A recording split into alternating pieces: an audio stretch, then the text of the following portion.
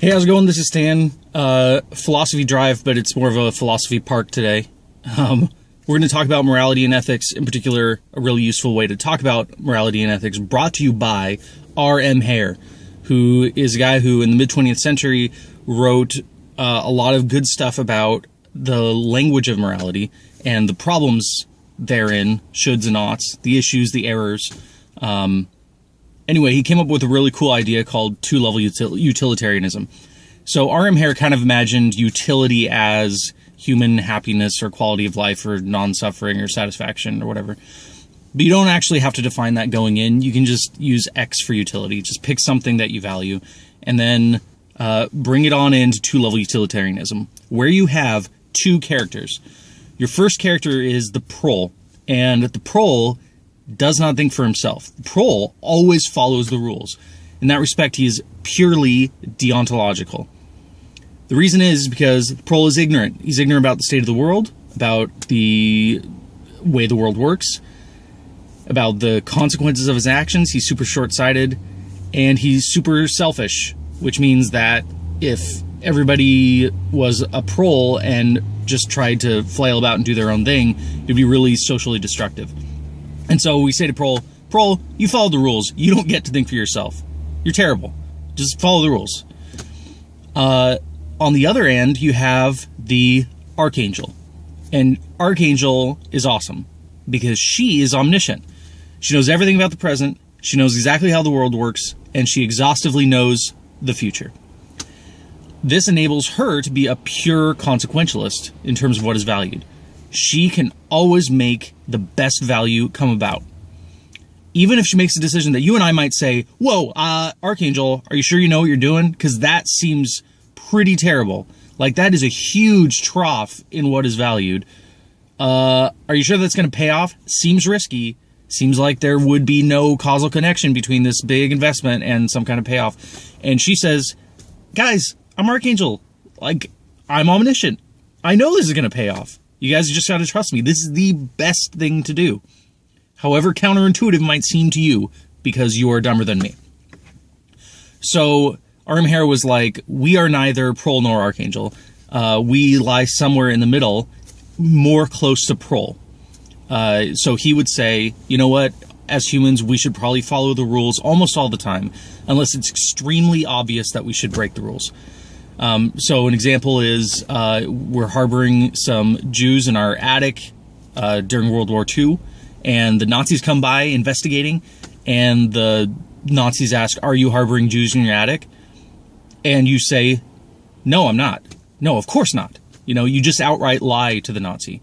Because it's obvious that that is the correct thing to do. That's the moral and right thing to do. Whereas if the Prole was sitting next to you, he'd be like, yes, we are. Dude, we gotta be honest. That's a rule that we have. So I'm being honest with you, Nazi. So there are times where we make exceptions, where it's really obvious to make exceptions. And in that respect, we are kind of hovering above Prole level. Now, obviously, our status on this scale can vary. And what can it vary by? Well, let's talk about what makes you a Prole. If you are ignorant, if you are bad at understanding how the world works, if you're bad at understanding the consequences of your actions, and if you're extremely self-interested to the point where what you do has negative social implications. So the more you are those things, the more Prolish we prefer you be, right? Whereas if you're better at pattern recognition, if you're more experienced, if you're more mature, if you're more self-critical, then we give you more latitude. We say, okay, you know what, you could be a little more archangel-y because you're able to analyze the situation, and we trust you with that. We give you that burden, but also latitude. So a really good example of this is children we typically treat as Proles. Like, we just say, follow the rules. You're not mature yet. You're not smart enough yet. You don't have experience yet. You're extremely self-centered. You're a Prole. You don't get to make exceptions. You follow those rules, right? There's that, and there's also kind of this maturation of mankind. So if you imagine that you're the king of some ancient civilization, that ancient civilization might be full of a bunch of people who are ignorant, uneducated, impulsive, maybe violent. They have all these things. Well, how do you deal with them? Well, you kind of treat them like proles. You give them a bunch of rules to follow, and you're like, you have to follow them. You don't get to make exceptions, because that's dangerous.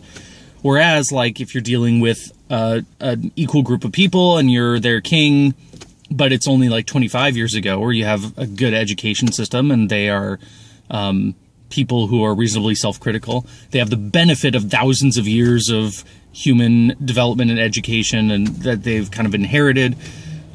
Those people you can give more latitude. So there's also, so not only can we talk about kids to adults and how they kind of go up on that scale as they age, we can also talk about humans in the course of history having a general rise up from Prole toward Archangel, even if we're not very high yet. Because, as we've seen, like, the world is so complicated. Every tiny thing we do has innumerable butterfly effects, affect so many things. We know that we're bad at understanding the consequences of our actions, and that actually creates in us loss and risk-aversive impulses. It tricks us into thinking that omission is fundamentally less morally intense than commission, no matter the circumstance.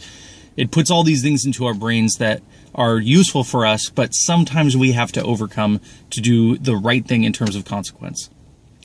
Anyway, that's two-level utilitarianism. Those two characters I think are really useful to talk about when we're talking about morality and ethics.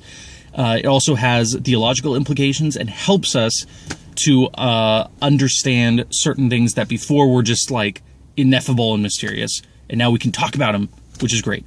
And I will talk about how we do that more in a subsequent talk. Thanks for listening.